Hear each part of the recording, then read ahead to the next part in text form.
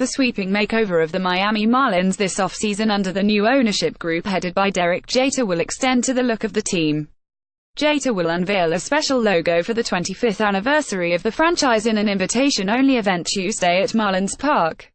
The new CEO will be joined in the announcement by Charlie Hough, the popular former knuckleballer who threw the first pitch in Marlins history and also got credit for their first victory in a 6-3 win against the Los Angeles Dodgers on April 5, 1993 at then Joe Robbie Stadium. Hough also threw the ceremonial first pitch at the groundbreaking for Marlins Park in 2009.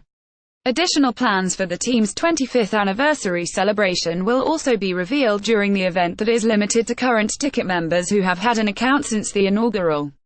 Hough, who got his start in baseball at Hialeah High, will participate in a Q&A with Marlins radio commentator Glenn Geffner. Now 70, Hough concluded a 25-year career in the major leagues by making 55 starts for the Marlins in 1993-94. He was 216-216 with a 3.75 ERA while pitching for 4 teams. The original logo of the Florida Marlins was unveiled by team founder H. Wayne Housinger on July 18, 1991. It depicted a black, aqua, white and gray marlin leaping through a gray life raft, which bore the lettering Florida Marlins. On the inside of the raft were orange baseball seams. Housinger, an avid deep-sea fisherman who caught dozens of black marlin off the coast of Australia and Pacific blue marlin off Mexico and Panama, had selected the name for the team a month earlier. In revealing the logo to a gathering of about 1,500, including then Baseball Commissioner Fay Vincent, at the Turnberry Isle Resort in North Miami, Housinger explained the reason for the choice. A marlin is sleek, proud, agile, powerful, alert, a fierce fighter and an adversary that tests your mettle, and one that can shake itself loose just when you think it back. Protests in trouble, Housinger said. Those are the attributes we want the Marlins to represent, and we think we have found a logo to represent all of those characteristics. When the team rebranded to become the Miami Marlins with the move to Marlins Park in 2012, the logo was redesigned to the multicolor M topped by a stylized leaping marlin. That theme was incorporated in logo for the All-Star game hosted by the Marlins last July. Tuesday's event may provide an indication whether Jeter and principal owner Bruce Sherman will continue with the general look of the team since the move to Little Havana seeks to further distance the franchise from previous owner Jeffrey Loria. Jeter has already expressed a preference for removing the large, mechanical home run feature in left center field that has been an object of distinction and derision since Marlins Park opened. Realmuto, once out there agent for JT Realmuto, has reiterated the catcher's desire to join the exodus of high-profile players out of Miami.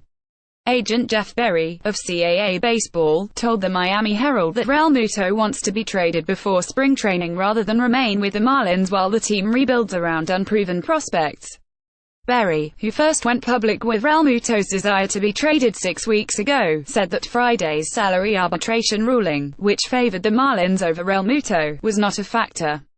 Realmuto prefers to play for a team that can contend for a championship now rather than in several years, the Herald reported.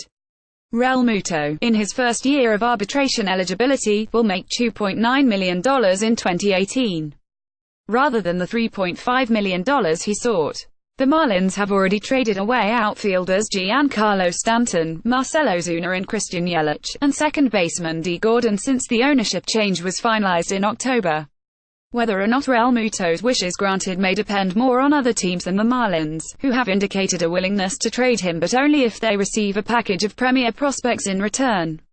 Realmuto, 26, has emerged as one of the best and most athletic catchers in the major leagues but won't be eligible to become a free agent until after the 2020.